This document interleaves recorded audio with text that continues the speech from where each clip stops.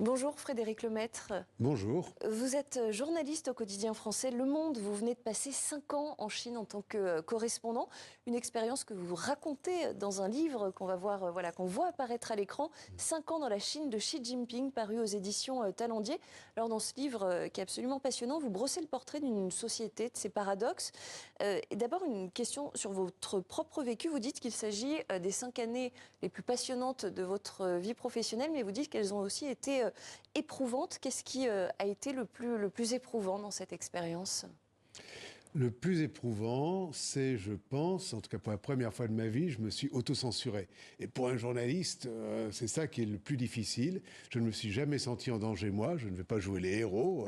Je n'ai jamais été en danger physiquement. Mais je savais que je pouvais mettre en danger les personnes que je contactais.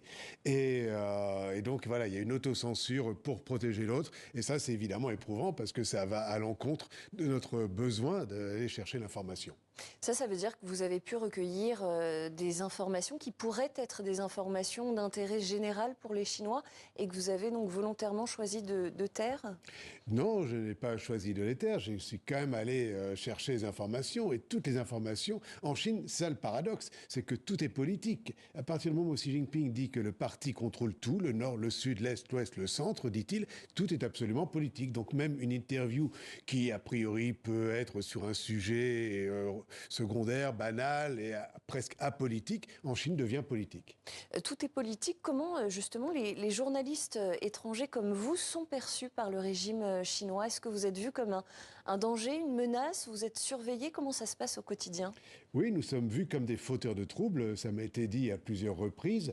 Ce qui est assez normal, puisque la conception de l'information pour le régime chinois, l'information n'est que descendante. C'est le parti qui décide ce que doivent dire les journalistes chinois. Donc évidemment, les journalistes étrangers ne jouent pas ce jeu-là, refusent de rentrer dans ce système.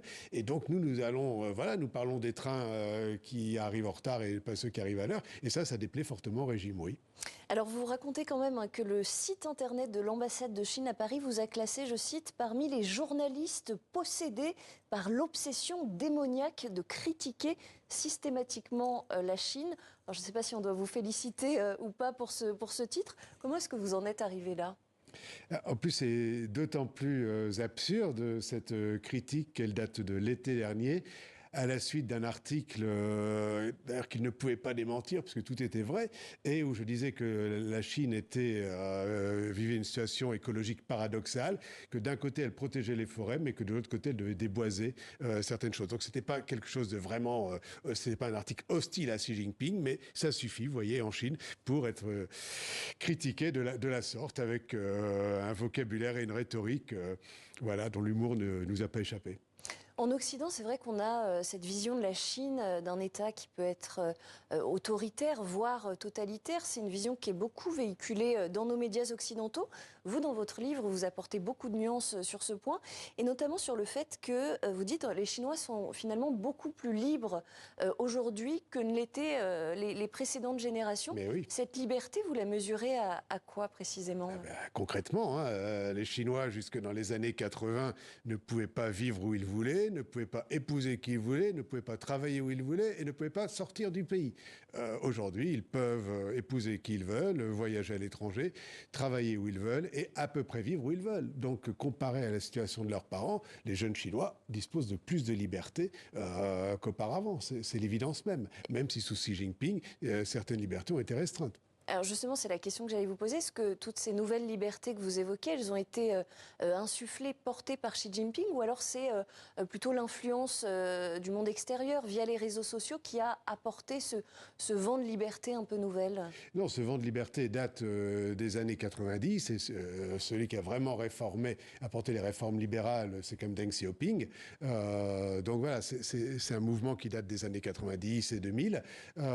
Désormais, il y a effectivement les réseaux sociaux, qui fait que les Chinois, malgré la censure, savent mieux ce qu'il se passe dans le reste du monde qu'auparavant. Ils voyagent également davantage. Xi Jinping aurait plutôt tendance à restreindre les libertés qu'à les accroître. Alors pendant ces 5 années très riches d'expérience journalistique en Chine, vous avez croisé tout type de personnes, notamment celles que vous appelez dans votre livre les petites mains de la propagande. Comment est-ce qu'on devient une petite main de la propagande chinoise ? Ah, bien d'ailleurs, ça se mérite. Il faut d'abord avoir été bon élève au lycée, à l'université. Et dans ce cas, le parti vous suggère d'intégrer ces rangs, ce qui est une procédure qui n'est pas facile. Il y a au moins 2 à 3 ans de période probatoire. Et après, ben, vous faites des études de journalisme ou de communication, ou vous êtes au service du parti. Et j'intègre dans les propagandistes à la fois les journalistes, parce que Xi Jinping a dit que le Parti communiste était le nom de famille de tous les journalistes chinois. Donc voilà.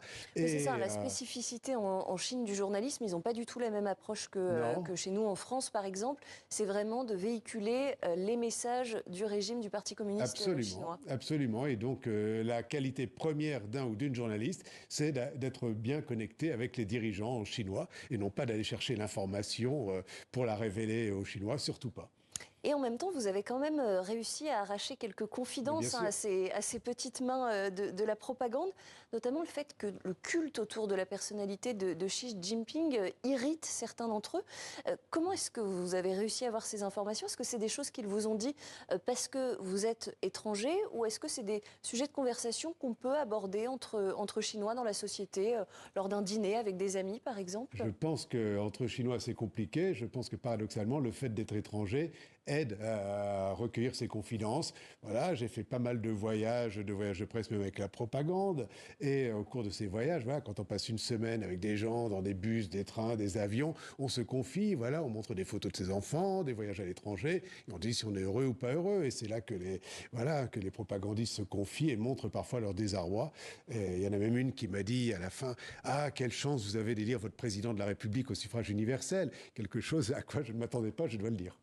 Vous avez appris le chinois lorsque vous étiez en Chine, ou peut-être J'ai avant? essayé de l'apprendre avant plus que pendant, parce qu'une fois en Chine, on est dans le grand bain, voilà, et on a peu de temps pour apprendre le chinois quand on est journaliste sur place. Du coup, vous communiquiez en quelle langue avec les Chinois? Alors, soit en chinois, soit j'avais une assistante, soit j'avais des amis qui m'aidaient. Voilà, en plus, quand on va dans le sud de la Chine, c'est pas le mandarin, mais c'est plutôt le cantonais. Donc, il faut aussi, même pour les Chinois, voyager à l'intérieur de ce pays continent et communiquer n'est pas facile. Donc, ça n'est pas pour nous non plus. Mais la langue n'est pas la principale difficulté pour un journaliste occidental en Chine. Et comment se passait justement le contact avec la population elle-même quand vous dites je suis journaliste, je travaille pour la presse étrangère? Est-ce que ça suscite une certaine méfiance, ou est-ce que vous arriviez quand même à les interviewer, même à faire du off comme on fait quand on est journaliste? Je précise, hein, le off pour nos téléspectateurs, c'est tous ces recueils de témoignages qu'on peut faire sous couvert d'anonymat. D'abord, une certaine méfiance. Justifiée, parce que c'est pas qu'ils se méfient de vous, c'est qu'ils ont peur des conséquences de ce qu'ils peuvent vous dire. Et puis après, c'est à vous de leur inspirer confiance et au fil des minutes, des heures, des jours, d'obtenir les témoignages qu'ils peuvent vous faire. Voilà. Certains aussi, je pense notamment aux militants des droits humains, eux, cherche une certaine protection en parlant à la presse étrangère. Voilà, parce que pour être connu de la presse étrangère ou des diplomates étrangers est une façon, pense-t-il, et je pense qu'ils ont raison, de se protéger contre ce qui peut leur arriver. Vous disiez à l'instant, ces Chinois se méfient parfois des répercussions que peut avoir sur eux le fait de parler à un journaliste étranger. Très concrètement, qu'est-ce qu'ils risquent s'ils sont surpris par la police, par les autorités, ou même simplement par un voisin en train de parler, de donner des informations à un journaliste occidental? Alors, par un voisin, pas grand-chose, mais quand tout dépend de l'interview, mais ils peuvent se faire couper leur compte WeChat. Moi, c'est arrivé à des gens que j'ai connus. Alors, un compte WeChat, peut-être? C'est le principal réseau social en Chine, et sans lequel il est difficile de vivre et de communiquer, voilà, au quotidien. Ils peuvent aussi recevoir la visite de la police, ou alors quand ils sont jeunes, ce sont leurs parents qui reçoivent la visite de la police en disant quand même votre fils ou votre fille a rencontré tel journaliste.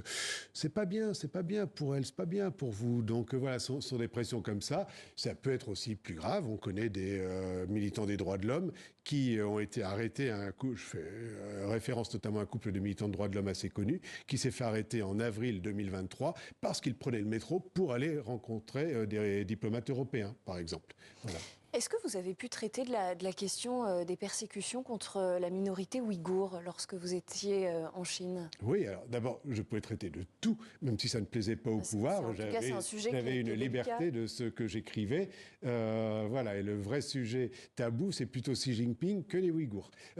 Si les Ouïghours sont assez sensibles. C'est-à-dire c'est plus sensible d'écrire un article un petit peu à charge sur Xi Je Jinping pense, oui. que de dénoncer les persécutions dont sont victimes cette Je minorité pense en tout cas musulmane? que tout ce qui concerne Xi Jinping est particulièrement sensible. Ce qui ne veut pas dire que c'est le seul sujet sensible. Et les Ouïghours arrivent aussi et sont assez bien placés sur la liste des sujets sensibles. Ça ne m'a pas empêché d'aller au Xinjiang. Ça ne m'a pas empêché de parler avec des Ouïghours et des Kazakhs. Donc la communication est quand même possible. Mais j'ai malheureusement la preuve que 2 ou 3 d'entre eux qui m'ont parlé ont rencontré la police, ont subi une visite de la police très peu de temps après nos rencontres. Vous évoquiez des sujets sensibles, mis à part le fait de parler de la personne de Xi Jinping. Quels sont, selon vous, les sujets les plus délicats? Le principal sujet, c'est celui-là. Avant, on disait il y avait Taïwan et le Tibet.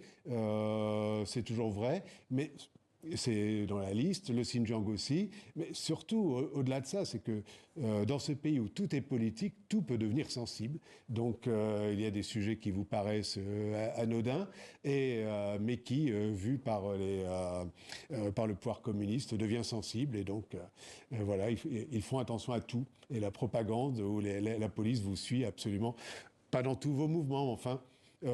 Plus vous vous éloignez de Pékin ou de Shanghai, plus généralement vous êtes suivi par la police.